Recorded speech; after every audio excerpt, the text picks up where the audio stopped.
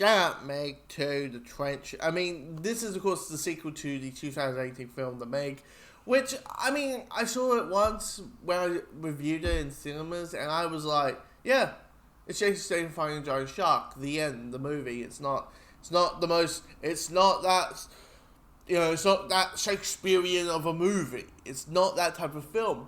But, you know, I probably at the time thought it was like at least decently enjoyable of a film that it was. But the problem is that talking about a film that is meant to not be good, that's meant to be like a B-level action movie, and is expected to be bad, and then people say it is bad, but that's why you're enjoying the film because it's a guilty pleasure type film. It is a part of me that's thinking, is there a point in me talking about this? Because I'm like, yeah, it's like no other movie, you know?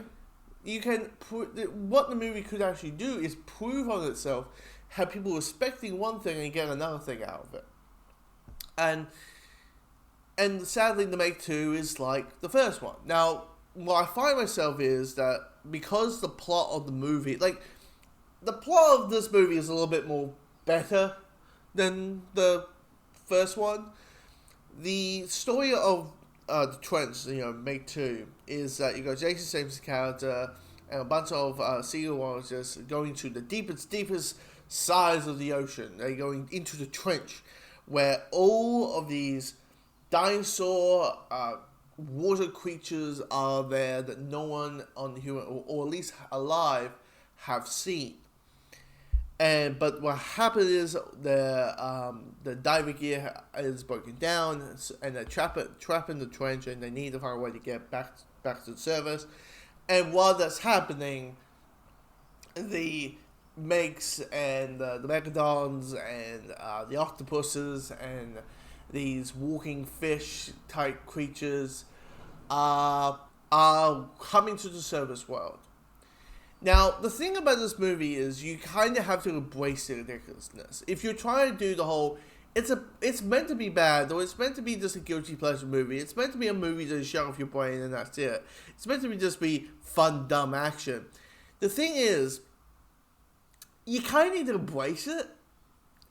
And what I found with the first hour is that it was really trying to be serious. It really tried to be Oppenheimer.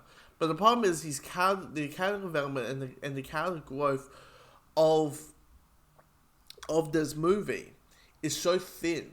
Like, you don't know the characters' names. They mention people that you forget who they are.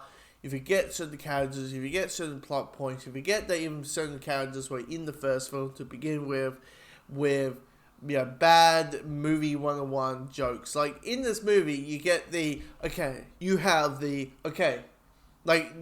is coming towards two characters, and one of the characters say, okay, on the count of 3, 1, 2, and then the other person starts running away. Like, they do those type of jokes in the film that play a little bit to the seriousness, but not fully onto it. And the first hour is really, it's a bit dull because of that. Because these character developments are so weak and so not that interesting. They're just like, you got the tough guy, you got the scientist guy, you got the little girl who just does things, doesn't listen to what she said, doesn't do what she's told and all that. And then you got a couple other characters who, people scream and say no, but you don't really care any sort of investment to them because they're not that developed, and you don't really care who these characters are, whatever, what the plot is. But after the hour mark, or at least maybe slightly under, slightly over the hour mark, it really embraced the ridiculousness. It really embraced, it's the Meg. Yeah. It's going to be, you're going to have big, long action sequences. There's a fight scene. It's a whole thing of, we have maybe 5 minutes to, we got 5 minutes to save the rest of the crew. Meanwhile, you have to swim to the other side of the ocean, fight a guy, get knocked out, and then fight a guy for like 5 minutes. I assume that these people are already dead. You know what I mean? Like, there's no passage of time. There's no level of ability. There is a level of ridiculous there. And honestly, I think the moment there's like a fight scene in the trench, that's when I was like, okay, now the movie found its spine. But those first hour, when you're trying to set everything up, and that's what I'm saying, you want to establish these is where the characters are, these are where the characters are at, these are where things are at a certain point to set up the groundwork and all that. But, the big bad guy, the human bad guys are evil, Messiah, I want the money, I want the technology villains. And you just go, bean pad boom, Batman, holy tell Batman, how cliche are these?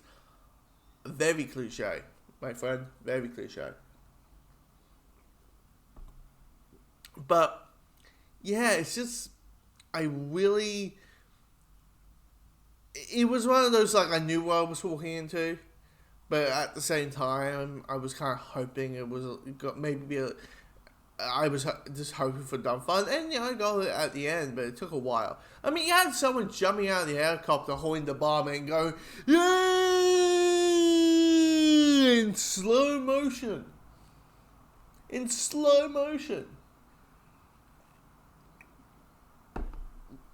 I mean,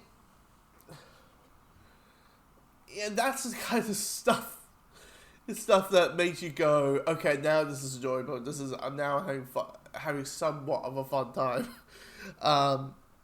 versus the rest of the film. But yeah, I mean, it is one of those films where like you're into it. Do I recommend it? It's up to you. It's one of those films where you say it's up to you. Would you be into it? Is this your type of movie? Yes, well, you go see it. If it's not, well, you don't go see it. And that's what the make 2 The Trench is. And, if there's a third one, make 3 The Deep, or whatever it would be. They'll, it'll be probably more of the same. So, yeah. Just, it's one of those films where you say, yeah, it's stupid, but you might enjoy the stupidness.